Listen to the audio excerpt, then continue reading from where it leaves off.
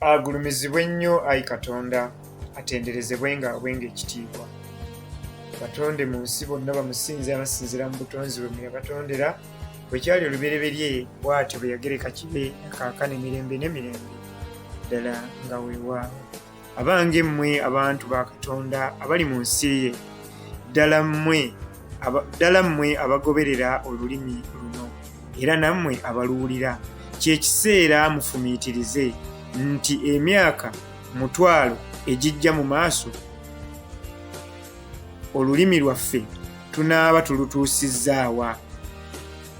Olwo mutandike kati okutema empenda ez'okulunyweza ebyeya oba emyaka gigenda okuwera 1,000 nga waliwo enteekateeka ekoleddwa okukuuma olulimi era nga ya muggundu.